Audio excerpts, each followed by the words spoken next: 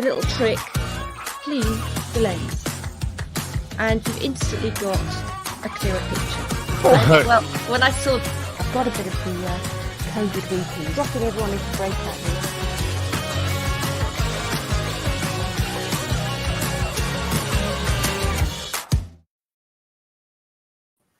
Hello, hi, I'm Jola, and this is the Be Video Confident Show.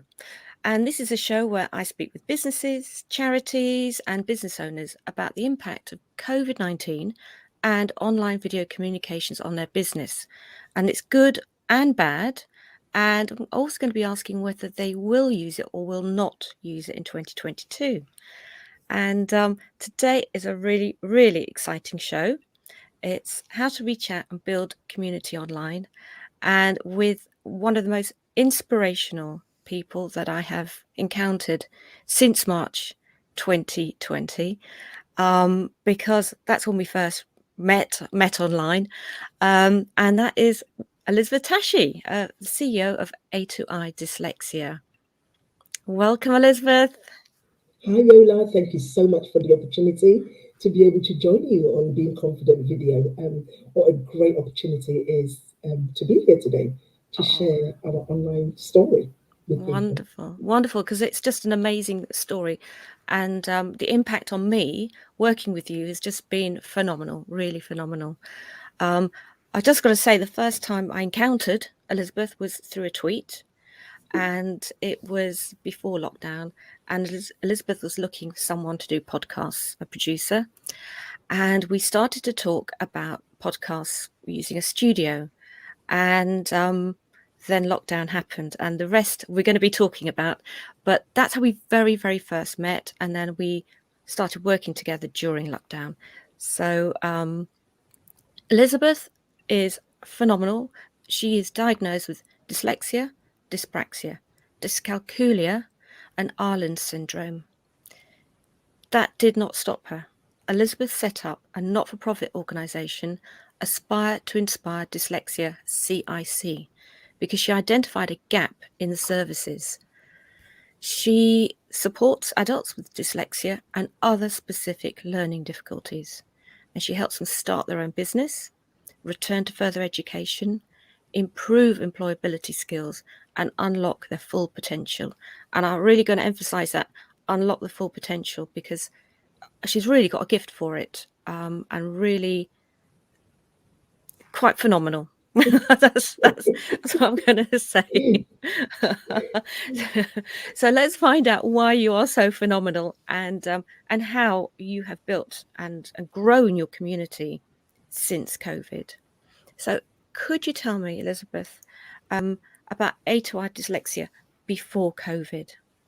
Oh, thank you so much, Jola. What a beautiful introduction. And thank you so much. It's been a pleasure you working with us working with you rather, and tapping into your great skills in terms of the online presence. Something that I'd never ever dreamt of that it could ever be possible. And the reason why that is because technology isn't really my skill or my thing. I'm more a people's person as to face. Now, when COVID happened in March 2020, I actually thought my whole world had collapsed. It'd taken us years to get to where we were with A2i Dyslexia. And of course, when the COVID hit, it was like, how are we going to reach the dyslexic community? Prior to coming online, we used to get people to come to us. So we were based in Battersea, where people can walk into a building and ask for help. So we all know what it was like when this pandemic happened, and I kind of sat back and thought, this is the end of us. Nothing's really going to work. How are people going to engage? How are people going to tap into our services? And we suddenly realized that we needed to be online. I think it was a great lady called Janet Morgan that we work with that said, look, you need to be online. And I'm like, how do you do this? And that's when we sent the tweet for the podcasting, and of course met yourself. And I then realized that you do more than just podcasts. You know, you train people how to be confident working with online and videos. And we just really felt so, what's the word I'm looking for right now? We felt like an angel, or, I felt like Christmas come early, to be honest with you. And we've been doing these podcasts with you ever since. And now, you produced our live shows, which that's something that I don't think I could have done on my own, because technology is not my strength. I've heard people say you can learn, but it's like, look, there's only so much I can do. I do what I can, and then obviously tap into the services of other people's skills. And our journey's just been so brilliant, tapping into your services that you provide in terms of video content and podcast and all the great things that you do behind the scene. And that, I mean, I'm normally on iShow, show, I'm like the forefront of it, but someone makes it all happen, and that's your great work with Be Confident, Be Video Confident, which we're really thank you, Elizabeth. glad to have met you. Oh, wonderful. Well, before COVID, you were very much kind of reaching out to people. You had the website, which was a portal, but you were out there meeting people every day and in the cut and the thrust of it, and quite a busy office and stuff all around you. And suddenly, I mean, I do remember when you wrote to me and said, I think it's all over. And I felt that way too. I just thought, well, that's it, really. It's all stopped. It's all finished. It's the end. And I kind of really felt for the community and what you were saying, which is you had a community, but they were just like stuck feeling the same way as all of us, really lost. And the one thing I've understood from you is how the dyslexic community felt very isolated anyway, especially the Black dyslexic community felt isolated anyway. And then this happened and really felt cut off. And, and the way you explained it to me and expressed that, and what I could see from your motivation was they really needed somebody to reach out to them. And I do remember, I was going to leap ahead, but I do remember the first podcast we did together. And you contacted me, said, look, I really want this, any way we could do podcasts anyway. And I said, well, you know what? I think there's a way I could do it on Zoom. Do you remember that? I do remember that very well. I think there is. And I started, we did our first one, and I sat there and I was in complete shock because, number one, the quality of guests that you brought in through email, through LinkedIn, through that was phenomenal. But I suddenly related to everything being said. And I didn't know that kind of anyone could communicate in such a strong way to impact on just the listener. And I felt that you really had that gift of communication. I've learned so much from you, to be open, to be honest with people, and to kind of really tackle really thorny subjects. You really, it's 50 podcasts you've done. I know. You just mentioned that. I was like, really? That's 50 podcasts is amazing. That's amazing. Yeah. And 51 live streams. Amazing. That's really great. And to be honest with you, Yola, that would never have been possible if we hadn't met yourself, who is a director of Be Video Confident, as well as your other business that you run. We would never have. I'm sure there were people out there, but you've got to also reach out to someone who understands you, who understands the condition, what dyslexia is. And I think you understood it, and you had the patience and the empathy to be able to support us. Even if I wasn't coming on the studio, or even if I couldn't read something properly or spell something properly, you were there to support us. And that was really important, to find someone who understands. Because dyslexia as a condition, it's quite complex, and having you there to understand the every step of the way, and teaching us, or myself, how to be confident, working on video is really important, because some people are camera shy.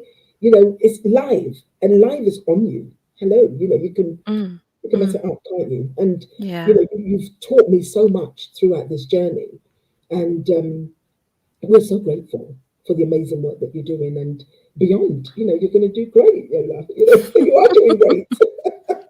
Well, this is turning into loving, because I have to say, up until I started working with you, I was really, really had an experience in getting the best out of people on screen, in performance. I've really had that strength, and I'd always pride myself on being behind the camera.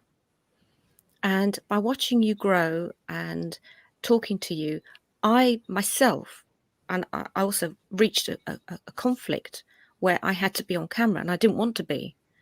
And part of my course that I wrote was to break through that fear and get the confidence. And I have learned so much from you and built my own confidence by working with you and seeing the way that you will just go through. You have the conditions. You have dyslexia, dyspraxia, dyscalculia, Irlen syndrome, and you just do it. And I think that to me has been this huge inspiration of just do it. And that's whether you've gone for live streaming or podcasting, you've just believed that that's where you need to do it, and you just do it. Absolutely. And you forgive yourself. And the thing is, if we hadn't come online, we would have to close the company because there was no way around it. I mean, no one wants to come to you to catch COVID and no one wants to go out to catch COVID. So it's like, well, how do we do this? And even Zoom was a problem for me when lockdown happened, because I've never even heard of what that Zoom was. I'm still struggling with Teams, by the way. When people send me a link for Teams, I'm happily to do a Zoom. I struggle with Teams, yeah. And they tell me just click a link and come in, but it was a real challenge. And it suddenly dawned on me that, listen, this had always been there. Why were we just seeing people when we could have, done this online, where many people from so many different countries, I'm talking about countries. We're even talking about someone who lives in, I don't know, Leeds. We're in London. So someone who lives in Leeds, why would they want to come to an event in person when it can be done online, And it is what it is. I mean, we've got this new variant flying around. So it looks like this is the way forward for us to continue serving our community online. And it works really well. Wow. I mean, Elizabeth, tell me about how you did, because the first thing you did was the live stream. So tell me sort of the background of how that happened, because, I wasn't part of that launch. And I'm intrigued because we've never really had that conversation. How did that all come about? So A2i Dyslexia used to do like 5 or 6 events in like a year. And of course, when COVID hit and we were like, okay, how would we even run our events? How do we reach the wider community? Also, we were finding that a lot of dyslexic people that we serve were very adamant to come online. So we were like, well, actually, maybe we can reach out to another audience, because we were just holding on to what we had, the clients that we had, and not even thought about how do we reach someone who lives in Devon or someone who's in USA or someone who's in Australia. How do we reach that community? And we wanted to spread our wings a bit more. And suddenly, I think it was my work, I call her my work colleague, a friend. She then said, look, go online. And I was like, how? She said, well, you won't know how to do this, but I'm sure that there was somebody, because I didn't know. I'm sure there's someone out there who can. So there's a young chap that we connected with on LinkedIn, and he kind of got all the studio stuff kind of sorted out for us initially. Alex, his name is. And he initially got that started off for us. And it was working really well, And from that time, I didn't have a clue how you reach an audience from the UK to USA. But he did. And from that, I thought, well, actually, and I think a lot of companies started then advertising about remote online reach out. There was Zoom, there's live stream, there's this. I mean, there's so many of them. Restream, all sorts of things. And it was like, well, suddenly, look, well, this can work. And we've been going ever since. And we're actually on all the different social media platforms. And then that's when, obviously, we met you after Alex left. And I kind of reached out to you and said, Yola, can you help us? And you said, look, I'll try. It was. So I'll give it a go. I think we want this for you now. It's to do the live shows, And it's just been so great. It's been really great because you don't want to leave anyone behind. There are some of our clients that just would not do the online. Which I can't find a Zoom link. I don't know where it is. I don't do computers, especially when you can't find your logins and all your things to be able to reach online. And they would give up. So we have left a huge community behind. But there is a saying, if 80% of your client can reach your services, unfortunately, you might have to leave the 20% behind to move on. And we're not saying that we've definitely left them. We want to be able to get premises and be able to deliver one-on-one, but that comes with a huge challenge because of COVID and all the different variants that keep coming up here, there, and everywhere. Yeah, And yeah, we know yeah. how serious this virus can be. So we're very careful in how we go and meet face to face. But as a way forward, it looks like online. Wow. What I really enjoy about your live stream shows is you get so many comments, so many people. You know, we start running the show and the comments just start coming in, and it's not just how do you do this, how do you do that. It's people absolutely going, thank God for you're here. You know, I see them. I see people, and it's multi-platform. You're going out to YouTube, Facebook, LinkedIn. So multi-platform, and you got people from all 3 platforms saying, thank God you're here, and I'm learning a lot today, and relating to what your guest is saying, because the quality of your guests is phenomenal. You've got people who really live the experience and can communicate what that's like. Remember we had ADHD babes. Yeah, we did. Yeah. Oh my God, the comments just went bonkers. They were just flying in. Everyone wanted to comment. And I really like the way that you handle the comments, because you pause, you read out who it is, what platform they are, and you really take time to talk to the people who are commenting. And I think that's really important. That's such a strength of yours as a presenter, as a host, that you make people feel good about commenting. And you know, you don't let me kind of go racing off to the next one. You go, hang on, Yola.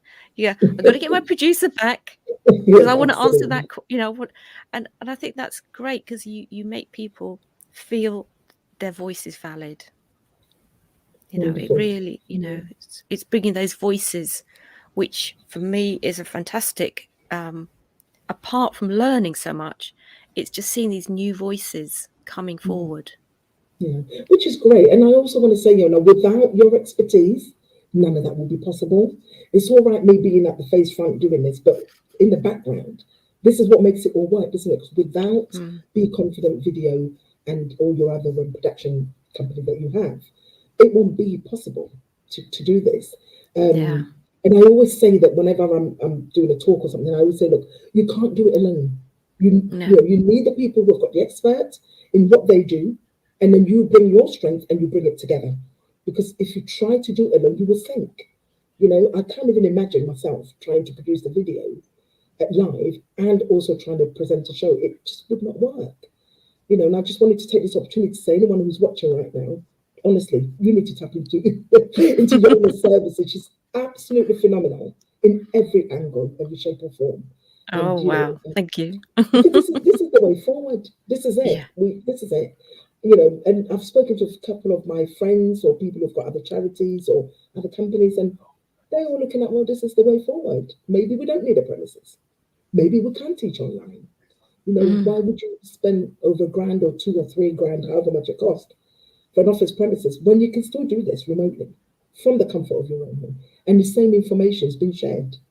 I remember when I first reached out to you for the podcast, and I was thinking, would I have to go to a studio? I know, yeah, that was such a big issue, wasn't it?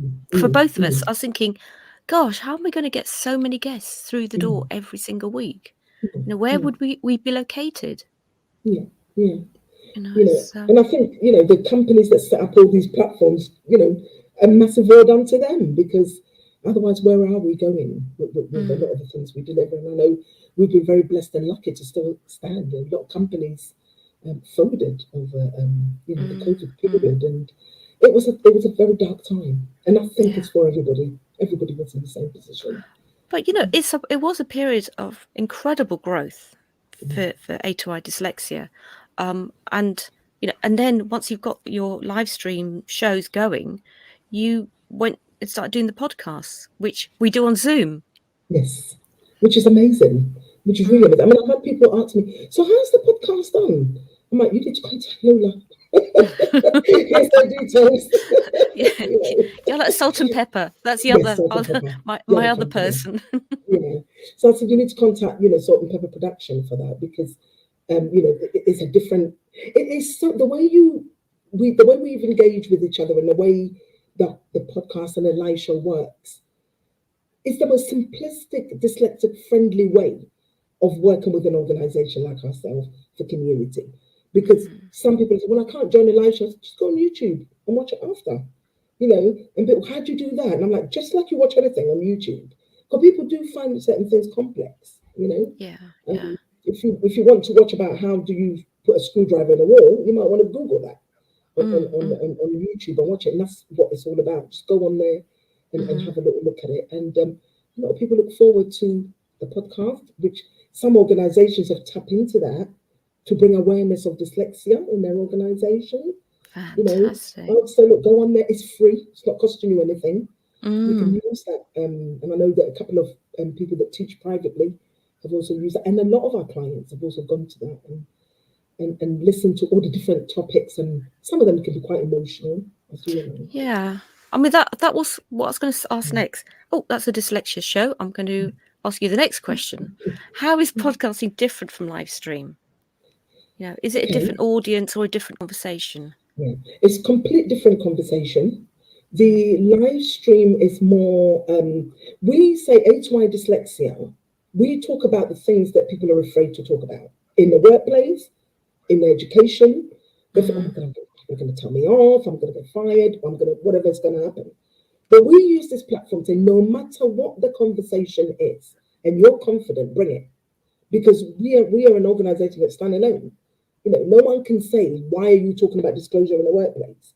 Why are you talking about dyslexia and discrimination? Because I can. Because this is what the platform is for.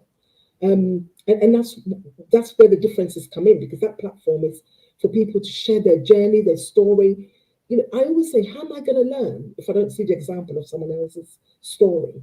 It inspires you to do more. So that's what that platform is for, the live stream. And obviously, you know, live 7 p.m. on a Monday, and you tune in. Other people say, look, we look forward to it with our family to sit and watch. And people say, look, I've learned so much from it. And then the podcast, where it differs, is the podcast is more sort of a dyslexia well-being. So we talk about mental health, depression, anxiety, stress, how to live a better life with dyslexia is more, and you know, how to unlock your full potential. But in terms of the emotional side and the repercussion side of dyslexia, how do you overcome that? That's what the podcast is mainly for. So I normally say to people that contact us, if you don't have the time to sit and listen or watch a live show, taking the dog out for a walk, stick your headphones in. You can listen to a podcast. You know, hoovering your house. I mean, you know, I normally listen to some of our podcasts when I'm going to bed, believe it or not. Last thing of the day, I want to unwind. I would listen to some of that podcast. We have professionals come on to give advice on the podcast side. On the live stream, it's more about people's personal journey with the condition dyslexia. Yeah, that's And the difference. the energy of those conversations is different, isn't it? Absolutely, yeah, they are.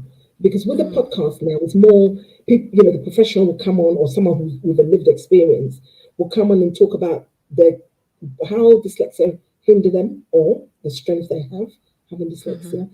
And then there's like a solution at the end of that discussion or end of that conversation, where you can go for help, where you can get support and so forth. And then when we go to the live stream, it's more a conversation about how has it been for you having dyslexia and being an author, for example. And they'll talk about things like that. So there is difference in the two. Yeah. I've learned so much from the podcast because I feel that the podcast teaches you not just about dyslexia, but really, I mean, both platforms do talk about the different what's it called, the different types. There's a word for it, isn't there? See, it's gone. The spectrum. The spectrum. And you've got dyspraxia. But then you've got university lecturers. And I teach as well. And I was listening to it, I was like, oh my gosh, I've never thought of that. I've never considered that there'll be people in the group who would benefit from that idea. And then I've gone away and I've tried it. And I thought, actually, that's worked. Absolutely. And that, I think that's the difference between the two, because maybe someone who is an academia from a university may not feel so confident to come on a live show because of whatever the issue might be. And then you say a podcast is kind of, you can also use that as like a teaching material, so to Yeah. speak. You can also refer someone to go and have a little listen at a solution of a problem, for example. Mm. Or you might get like a mental health advocate who has also got a dyslexia and giving you the step by step of how to overcome anxiousness or anxiety or trauma, Mm. whatever it might Yeah. be. Yeah. And not everybody likes the camera. Some people just want their voices to be heard, Mm. which is amazing. Not everyone does the camera. Yeah. And it's what I find interesting is we've only had one occasion when somebody didn't want to put the camera on, maybe two, maybe one or Mm, two. But everyone likes the camera on, but they mm, don't want it recorded. yeah, So yeah, they like seeing you, they like interacting with you and, mm, seeing you when they're talking. But they're really happy that that video is going to be put in the bin. exactly, yeah, yeah. And that's the difference between the two. But we do Mm. get a lot of people with